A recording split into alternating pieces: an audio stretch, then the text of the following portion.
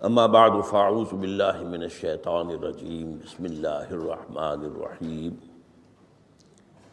الحمد للہ رب العالمین الرحمن الرحیم مالک یوم الدین ایاک نعبد و ایاک نستعین اہدنا الصراط المستقیم صراط الذین انعمت علیہم غیر المغضوب علیہم ولا الضالین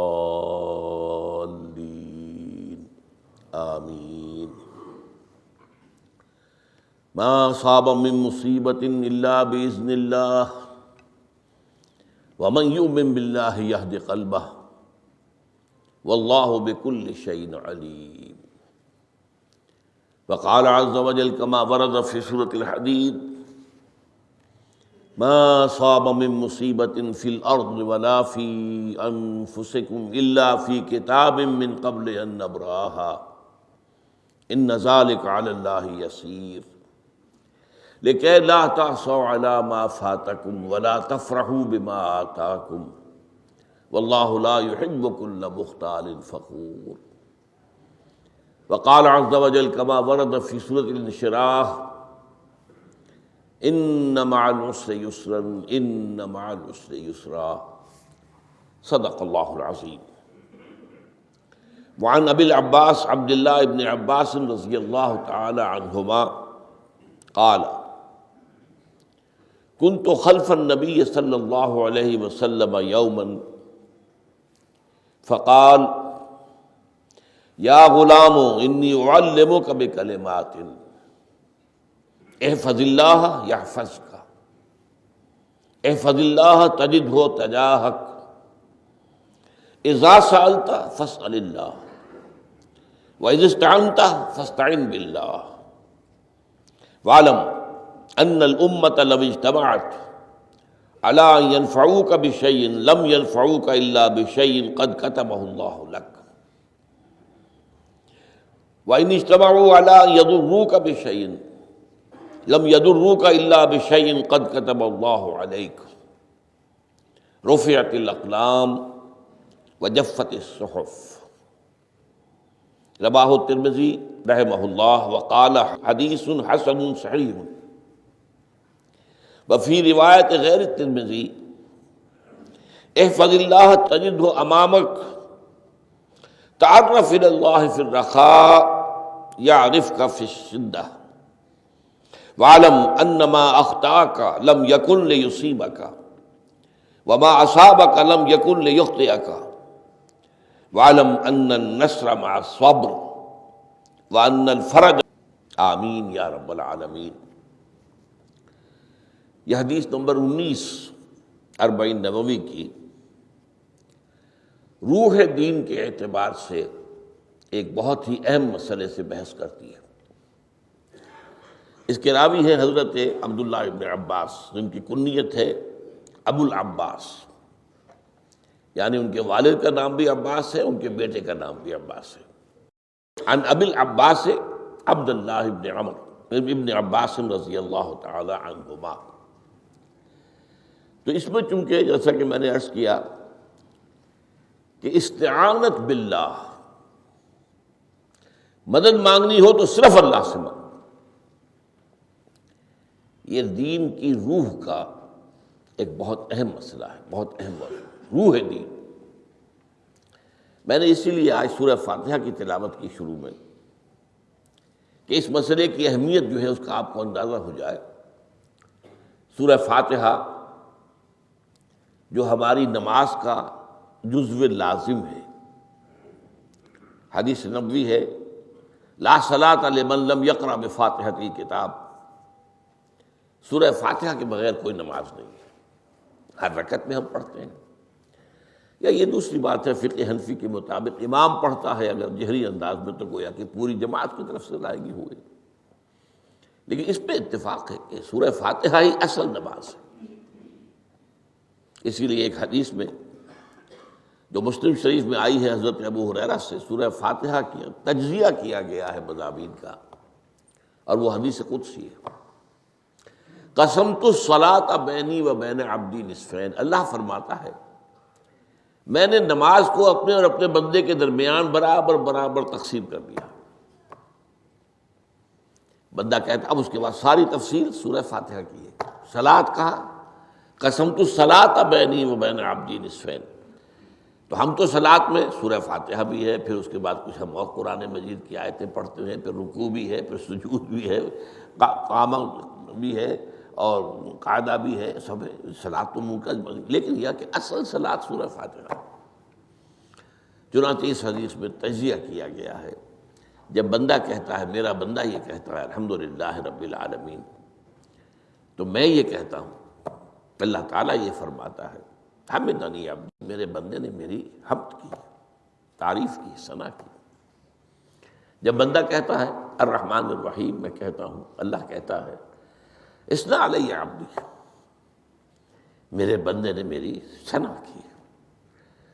اور جب بندہ کہتا ہے مالک یوم الدین، تو اللہ فرماتا مجدنی عبدی، میرے بندے نے میری بزرگی بیان کی۔ تو یہ سارا میں اس لیے آپ کو حوالہ دے دیا ہے۔ آج میں سورہ فاتحہ کا درس نہیں دے رہا ہوں، پوری بات نہیں سنا رہا ہوں، کہ اصل نماز سورہ فاتحہ ہے۔ اب سورہ فاتحہ میں 7 آیتیں ہیں، اور عجیب ترتیب ہے، 3 آیتوں پر ایک جملہ بنتا ہے۔ الحمدللہ رب العالمین الرحمن الرحیم مالک یوم الدین، آیتیں 3، جملہ 1۔ پھر 3 آیتوں پر ایک جملہ ہے آخر میں، اہدنا الصراط المستقیم صراط الذین انعمت علیہم غیر المغضوب علیہم ولا الضالین، آیتیں 3، جملہ 1۔ درمیانی آیت ہے 4 نمبر کی، ایاک نعبد و ایاک نستعین۔ یہ ہے در حقیقت مرکزی آیت، مرکزی ہو گئی، 3 ادھر 3 ادھر، پھر وہ 3 ایک جملہ، آخری 3 ایک جملہ، اور یہ ایک آیت میں 2 جملے۔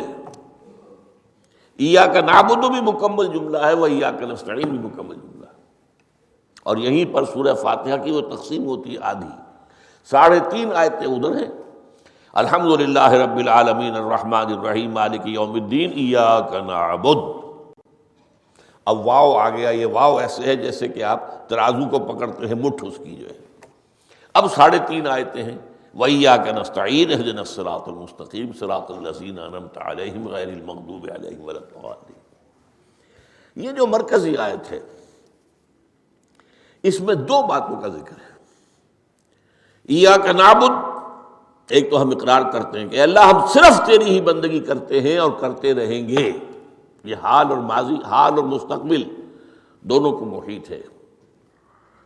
اور دوسرا وَإِيَّاكَ نَسْتَعِينُ، اور صرف تجھ ہی سے مدد مانگتے ہیں اور مانگتے رہیں گے۔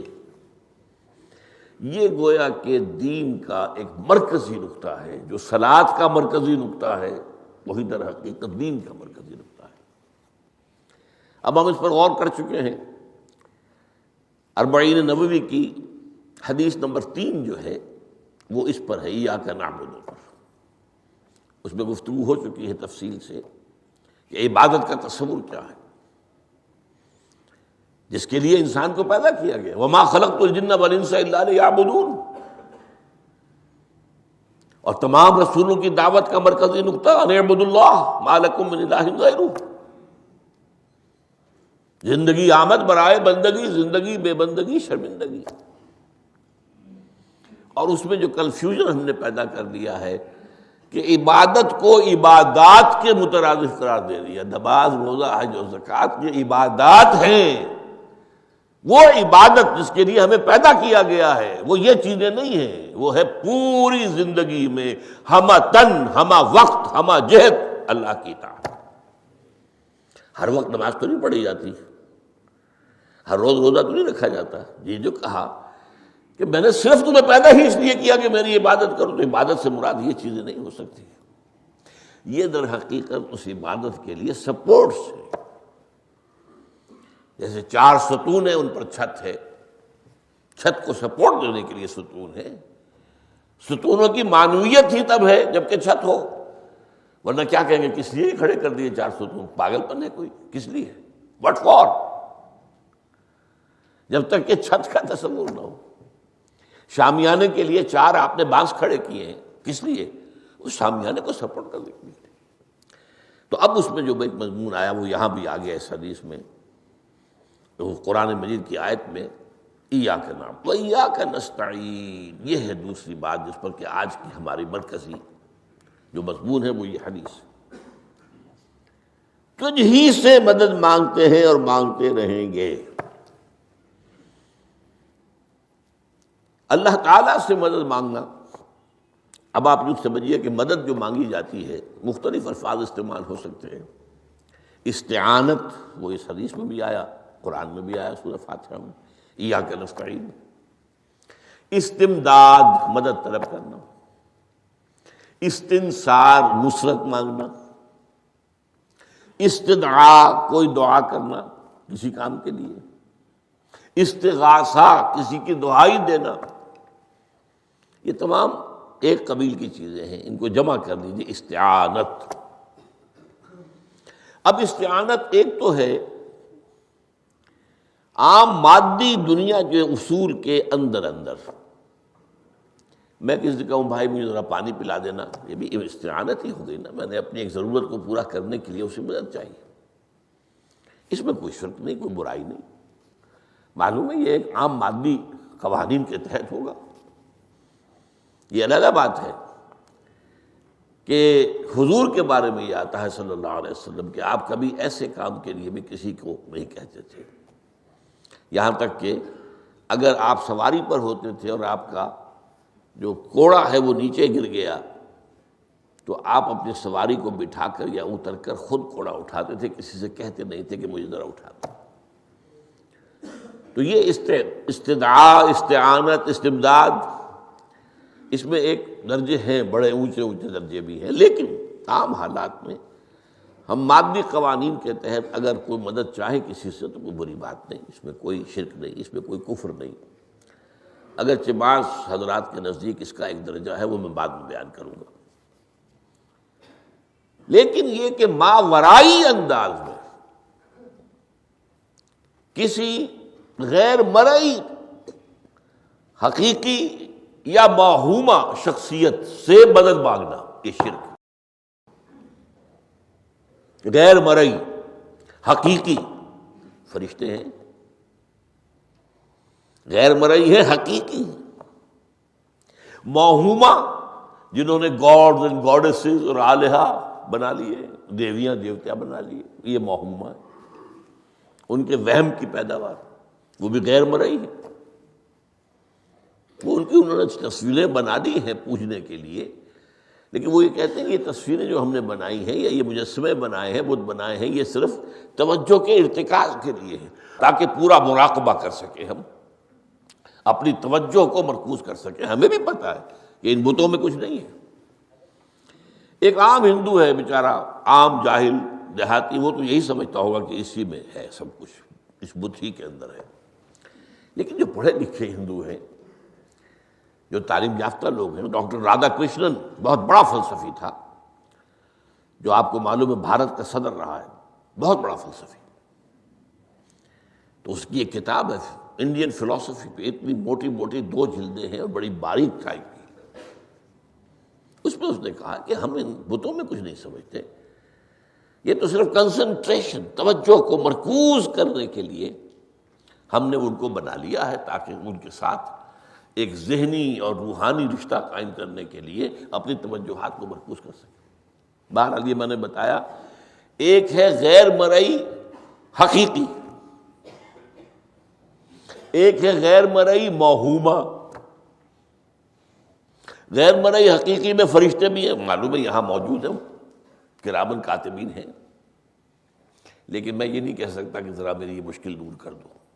اس فرشتے سے میں مخاطب نہیں ہو سکتا، یہ شرک ہو جائے. حالانکہ ہمیں معلوم ہے فرشتہ ہے.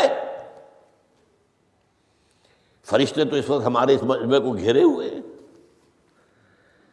حضور کی حدیث ہے، مجتمع قوم فی بیت من بیوت اللہ یتلون کتاب اللہ ویدارسونہ بینہم الا حفتہم الملائکہ وغشیتہم الرحمہ. جب بھی کبھی میرے گھروں سے کسی گھر میں میرے بندے جمع ہوتے ہیں قرآن کو پڑھنے اور سمجھنے کے لیے، سمجھنے سمجھانے کے لیے، تو فرشتے ان کے گرد گھیرا ڈال لیتے ہیں اور ان پر رحمت چھا جاتی ہے اور سکینت ان پر آسمان سے نازل ہوتی ہے، اور اللہ تعالیٰ ان کا ذکر کرتا ہے فی من عندہ. دیکھو اے فرشتو، تم تو کہتے تھے نا کہ اے اللہ تو یہ خلیفہ بنانے چلا ہے آدم، یہ تو دنیا میں فساد مچائے گا، دیکھو وہ میرے بندے وہ کیا کر رہے ہیں. اللہ تعالیٰ ذکر کرتا ہے ان کا اپنی اس مجلس میں، وہ جو ملأ اعلیٰ کی مجلس ہے، جو اللہ تعالیٰ کے قریب ترین جو فرشتے ہیں ان میں. تو فرشتے ہیں لیکن مدد نہیں مانگی جا سکتی.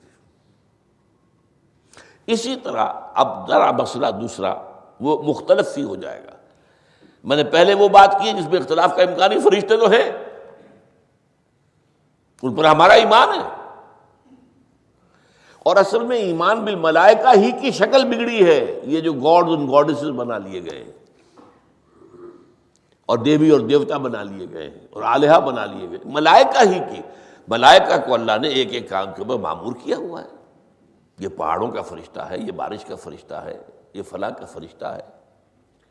انہوں نے انہی کو دیوتا بنا لیا. بس غلطی کیا لگی کہ ان کا کوئی اختیار بھی ہے. ہمارا ایمان کیا، فرشتوں کا اختیار کوئی نہیں.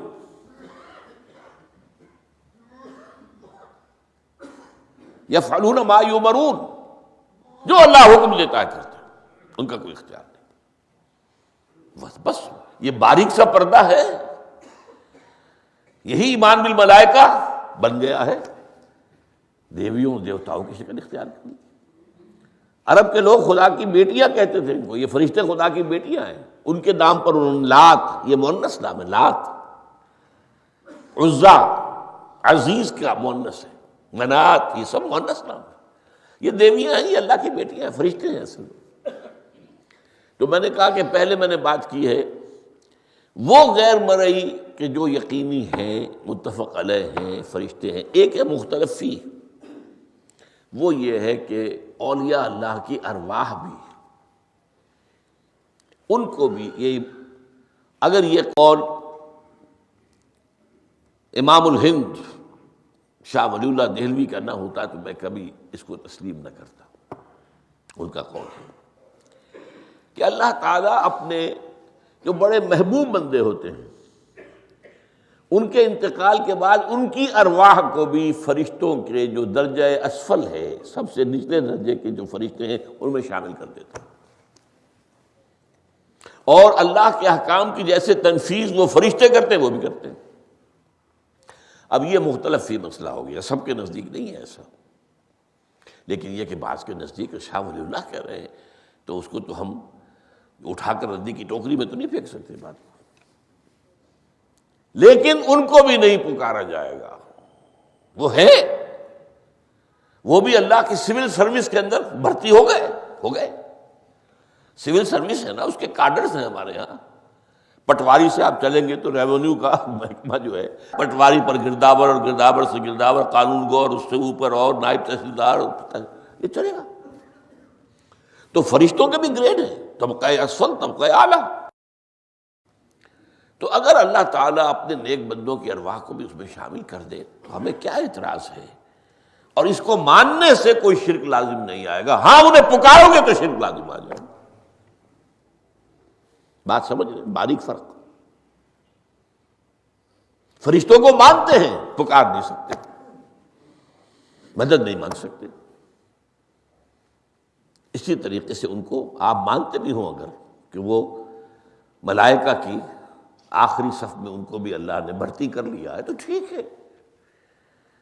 لیکن یہ کہ آپ اختلاف کریں، اختلاف بھی کر سکتے ہیں کہ اتنی بڑی بات کے لیے کوئی دلیل قرآن مجید سے ہمیں نہیں ملتی. فرض کیجئے کوئی شخص کہتا ہے، لیکن یہ کہ یہ ایک قول ہے، ایک محدث کا ہے.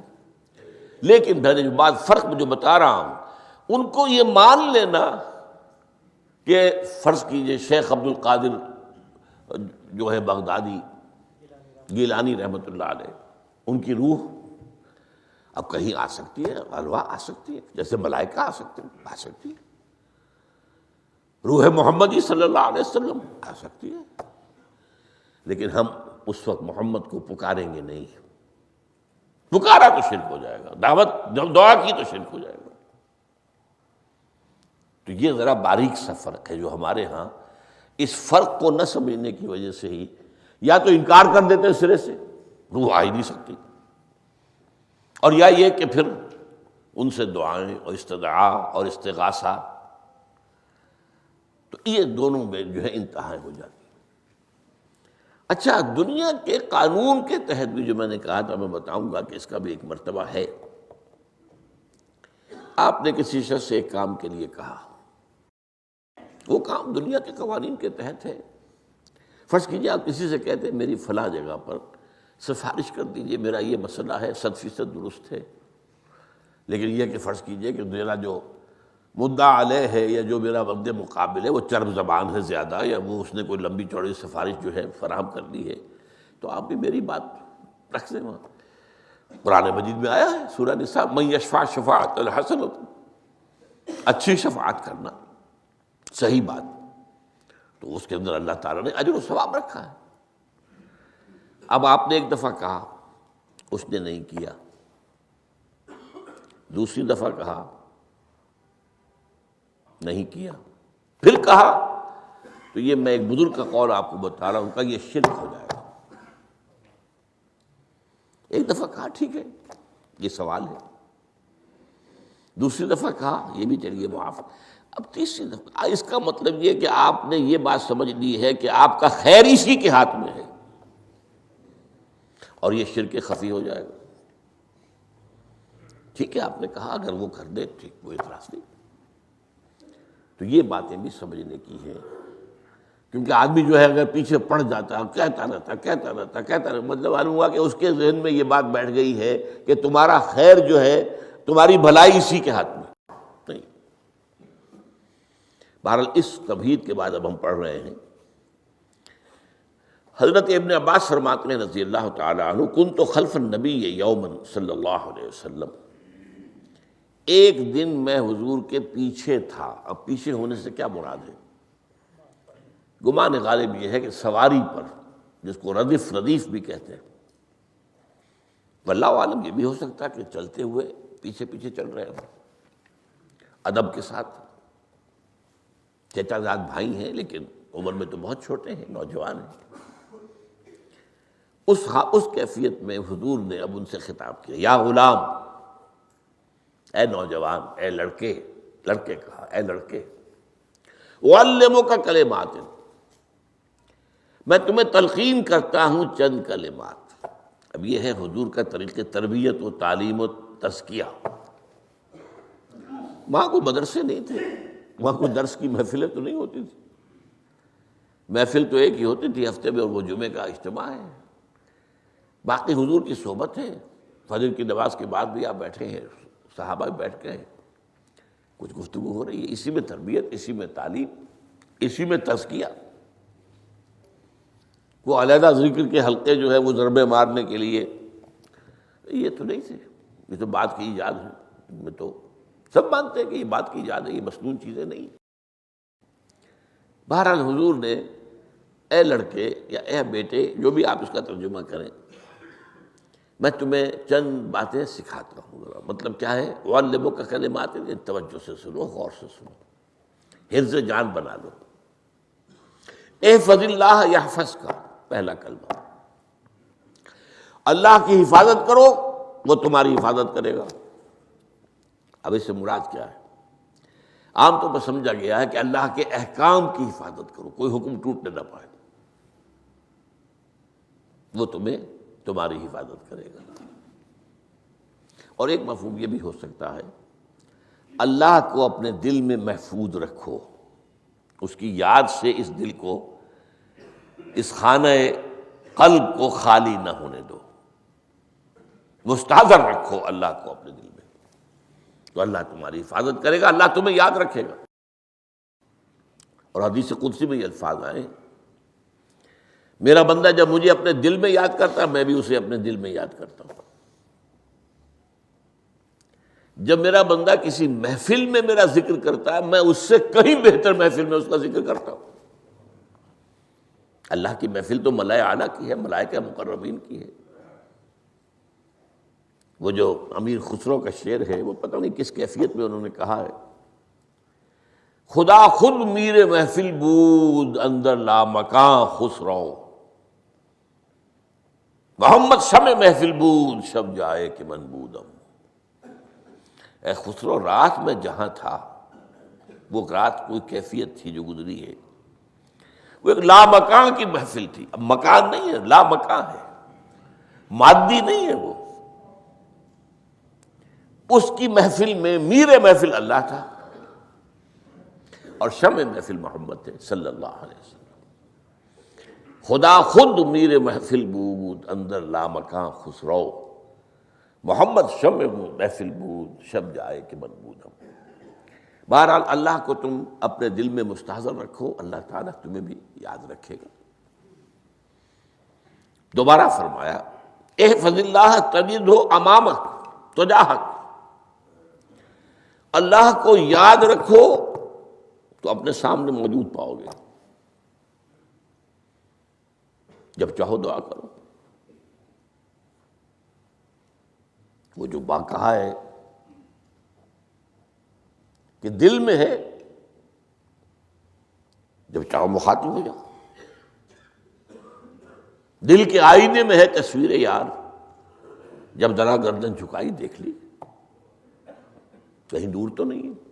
نحن اقرب الیہ من حبل الورید، تمہارے دل میں اللہ ہے تو کہاں جا رہے ہو اس کو ڈھونڈنے کے لیے؟ اپنے دل میں۔ وہ جو بے دل نے کہا ہے ستم است گر ہوست کشد کہ بے سیر سر و سمندرا، تجھے غنچہ کم نہ دمیدئی در دل کشا بچمندرا۔ بڑے ستم کی بات ہے کہ تمہارا دل کہتا ہے چلو ذرا باغیچے میں چلو، پھولوں کی سیر کرو، یہ گلاب کا پھول ہے، یہ موتیا ہے، یہ سیر۔ ستم است، بڑے ستم کی بات ہے۔ کیوں یہ ستم کیا ہو گیا اس میں؟ ستم است گر ہوست کشد، تمہاری خواہش تمہیں کھینچتی ہے کہ بے سیر سر و سمندرا، سر و سمن ذرا ان کی سیر کرنے کے لیے آؤ۔ تجھے غنچہ کم نظر، تو خود ایک غنچہ ہے، تو خود ایک پھول ہے، اللہ کا بنایا ہوا اشرف المخلوقات۔ وہ اشرف المخلوقات سے بڑا کوئی پھول ہو سکتا ہے؟ تجھے غنچہ کم نہ دمیدئی در دل کشا، اپنے دل کا دروازہ کھولو، بچمن درا، اس کے اندر جو چمن آباد ہے وہ کیا ہے؟ روح ہے۔ دل مسکن ہے قلب، قلب مسکن ہے روح کا۔ تو احفظ اللہ تجدہ امامک یا تجاہک، اپنے سامنے موجود پاؤ گے۔ اذا سألت فاسأل اللہ، اب آ گیا وہ مرکزی مضمون۔ دیکھو جب مانگو اللہ سے مانگو، غیر اللہ کے سامنے ہاتھ دراز کرو ہی مت۔ ایک حدیث میں آتا، یعنی حرام نہیں ہے، دنیاوی قواعد اصول قوانین کے تحت کسی سے مدد چاہنا، کوئی سوال کرنا حرام نہیں ہے۔ وہ تو میں نے کہا کہ اس پر اصرار آپ کریں گے تو اس میں بو پیدا ہو جائے گی، بدبو پیدا ہو جائے گی شرک کی، لیکن آپ سوال کریں، مدد لیں، اسی پر دنیا قائم ہے، ایک دوسرے کے ساتھ تعاون کے ساتھ۔ لیکن اونچا مقام کیا ہے؟ کسی سے سوال مت کرو سوائے اللہ کے، یہاں تک کہ جوتے باندھنے کا تسمہ تمہیں درکار ہے تو بھی کسی سے مت مانگو، اللہ سے مانگو۔ کیا پتہ اللہ کس کے دل میں ڈال دے اور وہ آ کے تمہیں تسمہ پیش کر دے۔ ہوتا ہے ایسا، بسا اوقات ہوتا ہے۔ جو اللہ کے ساتھ لو لگا کر رکھنے والے ہیں ان کے تو ایسے واقعات ہوتے ہیں کہ دل میں ایک بات آئی اور اس کے بعد وہی بات جو ہے وہ کوئی شخص آ گیا اور اس نے وہ بات پوری کر دی۔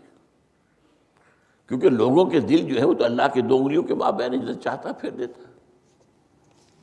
کیا پتہ اللہ کسی فرشتے کو انسانی شکل میں بھیج دے، آتا ہے فرشتہ، آتا ہے انسانی شکل میں، آتا ہے آپ کی تکلیف کو رفع کر دے، آپ کی ضرورت کو پورا کر دے، اسی سے مانگو، کسی اور سے مت مانگو۔ یہ ہے توحید کا لب لباب۔ یوں سمجھیے اسلام کی جڑ کیا ہے؟ ایمان۔ اسلام کا جو خارجی نظام عمل ہے، انفرادی اعمال ہو اجتماعی ہو، ان سب کی روح رواں کیا ہے؟ ایمان۔ ٹھیک، ایک بات ہو گئی۔ ایمان کا خلاصہ لب لباب کیا ہے؟ ایمان باللہ۔ جیسے ایمان بالآخرہ بھی ہے، ایمان بالملائکہ ہے، ایمان بالانبیاء ہے، ایمان بالرسل ہے، ایمان بالکتب ہے، ایمان بالقدر ہے، لیکن اصل ایمان، اسی لیے ایمان مجمل میں آپ کو معلوم ہے کسی اور چیز کا ذکر نہیں۔ آمنت باللہ کما ہوا باسمائہ و صفاتہ وقبلت جمیع احکامہ اقرار باللسان و تصدیق بالقلب، یہ ایمان مجمل ہے۔ اجمالی طور پر ایمان اس کا نام ہے، ہاں مفصل تفصیلی طور پر آمنت باللہ و ملائکتہ و کتبہ و رسلہ والیوم الآخر والقدر خیرہ و شرہ من اللہ تعالی والبعث بعد الموت۔ تو اسلام کی جڑ ایمان، اور اسلام کا سارا جو نظام عمل ہے، چاہے انفرادی اعمال ہو چاہے اجتماعی، ان سب کی روح رواں ایمان، اور ایمان کا خلاصہ ایمان باللہ۔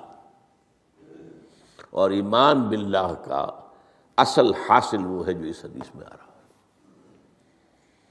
اس کے دو ہیں تقاضے، عبادت صرف اسی کی، استعانت صرف اسی سے۔ اس لیے میں نے سورہ فاتحہ کا تذکرہ شروع میں کیا۔ یہ عبادت کا جوہر ہے، عبادت کا جو ہے یہ ایمان کا حاصل، عبادت صرف اس کی اور استعانت صرف اس سے۔ استعانت ہی میں سوال بھی آ گیا، یہ بھی مدد ہے۔ آپ کسی سے کچھ مدد مالی چاہ رہے ہیں یا کوئی اور مدد چاہتے ہیں، کسی کام میں مدد چاہتے ہیں، جیسے میں نے کہا تھا کہیں سفارش کرانا چاہتے ہیں، یہ بھی ایک مدد ہے۔ وَإِذَا اسْتَعَنْتَ فَاسْتَعِنْ بِاللَّهِ، اور جب مدد مانگو صرف اللہ سے مانگو۔ اور وہ سارے الفاظ یاد کر لیجیے، استدعاء، استعانت، استغاثہ، یہ جو غوث اعظم سے استغاثہ کیا جاتا ہے یہ تو شرک ہے۔ استغاثہ اللہ سے، دعائی اللہ کی۔ اس اعتبار سے استمداد، استعانت، استدعاء، استغاثہ، یہ سب اللہ سے، صرف اللہ سے۔ عبادت صرف اللہ کی، ایاک نعبد، اور استعانت صرف اللہ سے۔ اذا سألت فاسأل اللہ واذا استعنت فاستعن باللہ واعلم۔ اب یہ جو آخری ٹکڑا آ رہا ہے، حدیث نمبر 4 تھی وہ عبداللہ ابن مسعود رضی اللہ تعالیٰ عنہ، اس میں بھی مضمون جو آیا وہ یہاں پر دوبارہ آ رہا ہے۔ وعلم، اور اے میرے بیٹے، میرے بچے، اے عزیز، علم، جان لو، ان الامت نبی اجتماعت علی ان ینفعوک بشیء، اگر سب لوگ جمع ہو کر چاہیں کہ تمہیں کسی شے کا نفع پہنچا دیں، کوئی فائدہ پہنچا دیں، لن ینفعوک الا بشیء قد کتبہ اللہ لک، نہیں پہنچا سکتے وہ تمہیں کوئی نفع مگر صرف وہی جو تمہارے لیے اللہ نے لکھ دیا۔ پھر کیوں مانگو ان سے؟ یہ تو فعل عبث ہو گیا،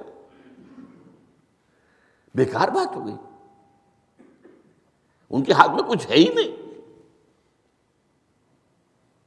لہذا یہ جان لو، سب لوگ مل کر چاہیں کہ تمہیں کوئی نفع پہنچا دیں، نہیں پہنچا سکتے مگر وہی کچھ جو اللہ نے تمہارے لیے اگر لکھ دیا ہے تو مل جائے گا، ورنہ نہیں۔ آپ اندازہ کیجئے کہ جو شخص اس سطح پر آ جائے اس میں کتنا استغنا ہوگا۔ کسی کے سامنے پیشانی رگڑے گا اپنی، کسی کے سامنے ہاتھ پھیلائے گا، کسی کے سامنے اپنی عزت نفس کو ہتھیلی پر رکھ کر پیش کرے گا۔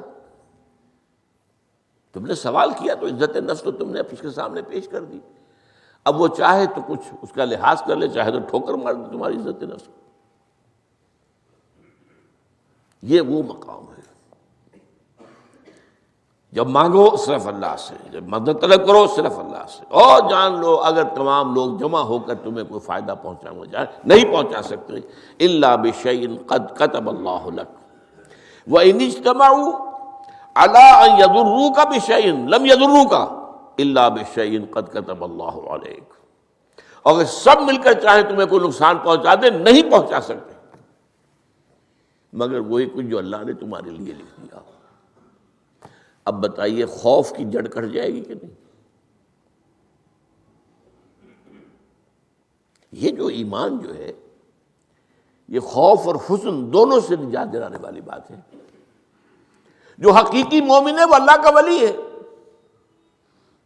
حقیقی مومن وہ اللہ کا ولی ہے، اور الا ان اولیاء اللہ لا خوف علیہم ولا هم يحزنون۔ یہ اولیاء اللہ کو علیحدہ مخلوق نہیں ہے، کوئی ان کے سر پہ سینگ نہیں ہوتے، انسان ہی ہوتے ہیں، لیکن حقیقی معنی میں مومن ان اعتبارات سے جو آج ہم پڑھ رہے ہیں ایمان اس درجے کا پہنچ گیا تو اللہ کا ولی ہے۔ اور لوگ کے لیے خوف کس بات کا ہوگا؟ کس سے خوف کروں؟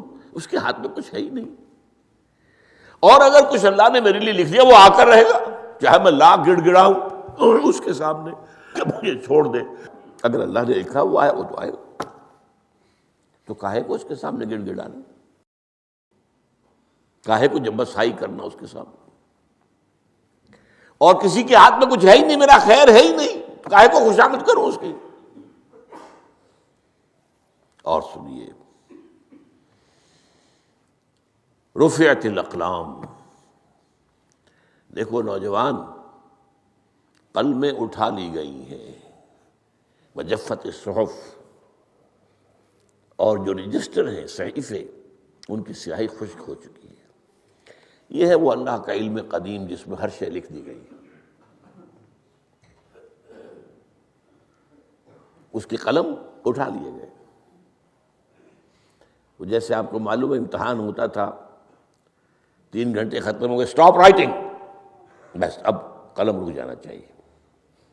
وہ قلم تو تقدیر کا کاتب جو ہے وہ قلم اس کا اب اٹھا لیا گیا، اور جو صحیفے جن پر کہ لکھا گیا وہ خشک بھی ہو گئے۔ یہ تو روایت ہے جو امام ترمذی نے جس کو روایت کیا، یہ متن ان کا ہے جو ہم نے پڑھا ابھی، اور ان کا قول یہ ہے کہ یہ حدیث حسن صحیح ہے، لیکن یہی روایت اور انہی راوی سے عبداللہ ابن عباس سے رضی اللہ تعالیٰ عنہما اور بھی محدثین نے کی ہے، تو اس میں سے ایک اور متن جو ہے وہ یہاں پر امام نووی نے دے دیا ہے۔ احفظ اللہ تجدہ امامک، یہ تو پہلا وہ ٹکڑا تھا، وقت تو جاہک تھا، یہاں امامک ہے، مطلب ایک ہی ہے، اپنے سامنے پاؤ گے۔ اللہ کی حفاظت کرو، اللہ کو دل میں، اللہ کی یاد کو محفوظ رکھو، گویا کہ اللہ کو مستحضر رکھو۔ ذکر اللہ کے معنی کیا ہے؟ استحضار اللہ فی القلب، یہ ذکر اللہ ہے۔ جنہیں ہم ذکر سمجھ بیٹھے ہیں وہ ذکر کے ذریعے ہیں۔ اقیم الصلاۃ لذکری، نماز قائم کرو میری یاد کے لیے، نماز ذریعہ ہے یاد کا۔ یہ علیحدہ بات ہے کہ آپ نے 17 رکعتیں بھی پڑھ لی ہو جو عشاء کی اور یاد آپ کو آئی ہی نہیں کوئی، آپ تو ایک میکینیکل انداز میں جو ہے وہ اٹھک بیٹھک کر رہے ہیں اور آپ کی زبان سے کچھ نکل رہا ہے، اس کا آپ کے شعور سے، دل کی گہرائی سے کوئی رابطہ ہے ہی نہیں، وہ ذکر تو نہیں ہوا۔ ہاں نماز فرض تھی وہ ادا ہو گئی، آپ کی فرض ادا ہو گیا۔ تو جنہیں ہم نے ذرائع، جنہیں ذکر سمجھا وہ ذرائع ذکر ہے، اللہ اللہ سبحان اللہ زبان سے، یہ تاکہ اس کے نتیجے میں وہ ذکر حاصل ہو جائے۔ استحضار اللہ فی القلب، ذکر کے معنی ہے استحضار اللہ فی القلب۔ تعرف الی اللہ فی الرخاء، اور دیکھو کشادگی کے وقت میں تم اللہ کو یاد رکھو، اللہ کی طرف رجوع کیے رہو، بھول نہ جاؤ۔ وہ نہ ہو جو کبھی کہا تھا، بہادر شاہ ظفر کے اشعار میں سے بہت زور کا شعر ہے، ظفر آدمی اس کو نہ جانیے چاہے کتنا ہی ہو فہم و ذکا، جسے عیش میں یاد خدا نہ رہی، جسے تیش میں خوف خدا نہ رہا۔ وہ ہے کشادگی کی حالت میں جب کہ تمہارے لیے کشادگی ہے، اللہ کی طرف رجوع کیے رکھو۔ یعرف کا فی الشدہ، تو اللہ اپنی توجہ تم پر رکھے گا شدت کے وقت میں، جب تمہیں کوئی تکلیف ہے اس تکلیف کو تم پر آسان کر دے گا۔ تکلیف تو آنی ہے، لکھی ہوئی ہے، وہ تو آئے گی، لیکن یہ کہ اللہ تعالیٰ اس کی شدت کو، ایک ہی چیز ہے جس کو ایک انسان بہت شدت کے ساتھ محسوس کر رہا ہے، دوسرا آدمی اتنا نہیں محسوس کر رہا، احساس کا معاملہ ہوگا نا۔ وہ تو اصل میں اگر انسان کی نروز کٹی ہوئی ہے تو احساس ہوگا ہی نہیں، سرے سے ہی نہیں ہوگا۔ تو اس اعتبار سے اللہ تعالیٰ تمہارے لیے وہ شدت کی کمی کر دے گا۔ وَعْلَمْ أَنَّمَا أَخْطَأَكَ لَمْ يَكُنْ لِيُصِيبَكَ، اور جان لو جو چیز تم سے چھوٹ گئی ہے، رہ گئی ہے، وہ ہرگز تمہیں ملنے والی نہیں تھی۔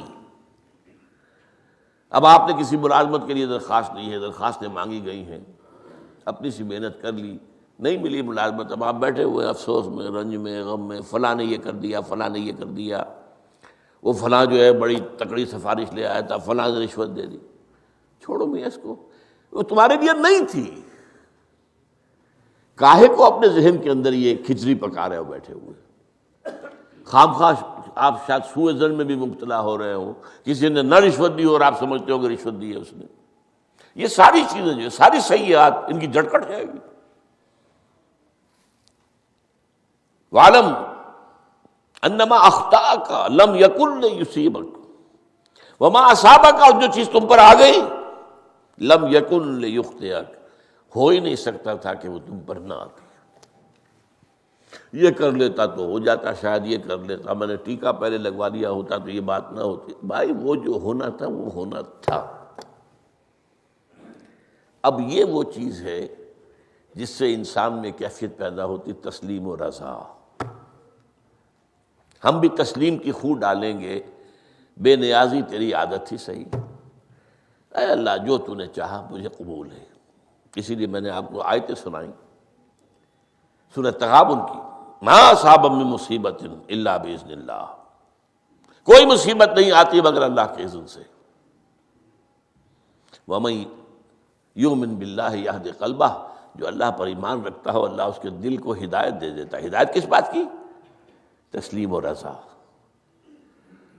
ستمشت گر حوست کا شد کہ میں سر سر و سمندرا، نہیں یہ دوسرا شعر میں پڑھنا چاہتا تھا۔ سر دوستاں سلامت کہ تو خنجر آزمائی، نہ شبد نصیب دشمن کے شبد ہلاکت تیغت۔ اے اللہ تیری طرف سے ہے، مجھے قبول ہے، اور بظاہر مجھے تکلیف ہو رہی ہے لیکن یقیناً اس میں میرا کوئی خیر ہے۔ یدک الخیر، تیرے ہاتھ میں تو خیر ہی خیر ہے، جو بھی تیری طرف سے آئے۔ سر تسلیم خم ہے جو مزاج یار میں آئے۔ اور یہ مضمون جو ہے زیادہ بڑے پیمانے پر سورہ حدید میں آیا ہے۔ ما اصاب من مصیبت فی الارض ولا فی انفسکم الا فی کتاب من قبل ان نبرأھا، کوئی مصیبت نہیں آتی نہ تمہاری جانوں میں نہ زمین میں زلزلہ آ جانا، سیلاب آ جانا، کچھ اور زمین کا دھنس جانا، یا یہ ہے کہ تمہاری جانوں میں کوئی بخار ہو گیا، کوئی اور تکلیف ہو گئی، اچانک معلوم ہوا کہ صاحب جو کینسر ہے، اور کینسر بھی اب 3rd سٹیج کو پہنچ چکا ہے، لیکن جو بھی آیا ہے وہ اللہ کے علم قدیم کی کتاب میں پہلے سے لکھا ہوا ہے۔ فی کتاب من قبل ان نبرأھا، یہ ایک کتاب میں درج ہے اس سے پہلے کہ ہم اسے ظاہر کریں۔ اس کا نتیجہ کیا نکلنا چاہیے؟ لیکن لا تاسوا علی ما فاتکم ولا تفرحوا بما آتاکم، افسوس نہ کیا کرو جو تم سے جاتا رہے، چھوٹ جائے۔ کوئی عزیز فوت ہو گیا، کوئی موقع ہاتھ سے نکل گیا، ارے بھائی میں چوک گیا، بڑا موقع تھا، اب اس پر افسوس کر رہے ہیں؟ نہیں، جو چیز لیکن لا تاسوا علی ما فاتک ولا تفرحوا بما آتاک، جو اللہ تمہیں دے دے اس پر اتراؤ مت۔ وما اصابک لم یکن لیخطئک واعلم ان النصر مع الصبر، اور جان لو اللہ کی مدد صبر کے ساتھ آتی ہے، جو آئے اس کی طرف سے جھیلو۔ زبان پر کلمہ شکوہ اور شکایت نہ آئے، اللہ سے شکایت نہ آئے۔ تسلیم و رضا، جو تیری رضا ہے۔ تیری صحت ہمیں منظور ہے لیکن اس کو، مولانا محمد علی جوہر ایک مرتبہ جیل میں گئے، ایک بیٹی بیمار ہوئی، فوت ہو گئی۔ اس کے بعد دوسری مرتبہ پھر جیل میں گئے، دوسری بیٹی کو وہی بیماری ہوئی۔ جیل میں اطلاع ملی کہ بیٹی کو یہ بیماری ہو گئی ہے، تو خط لکھا ہے اشعار کی شکل میں۔ اس کا آخری شعر یہ ہے، تیری صحت ہمیں منظور ہے لیکن اس کو نہیں منظور تو پھر ہم کو بھی منظور نہیں۔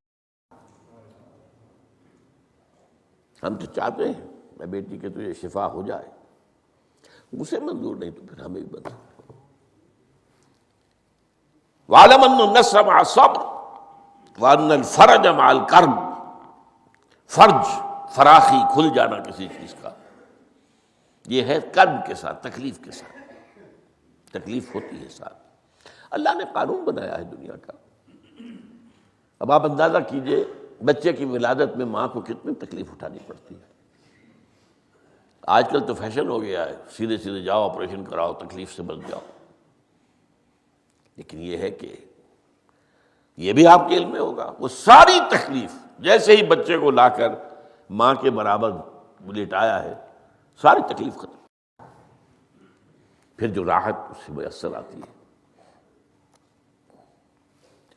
ان الفرج مع الکرب وان مع العسر یسرا، اسی لیے میں نے وہ آیتیں بھی پڑھی تھی، ان مع العسر یسرا ان مع العسر یسرا۔ اس دنیا میں یہ اللہ نے نظام بنایا ہے، سختیاں جھیلنی ہی ہوں گی۔ لقد خلقنا الانسان فی کبد، ہم نے انسان کو پیدا کیا مشقت کے اندر، مشقت تو کرنی پڑے گی۔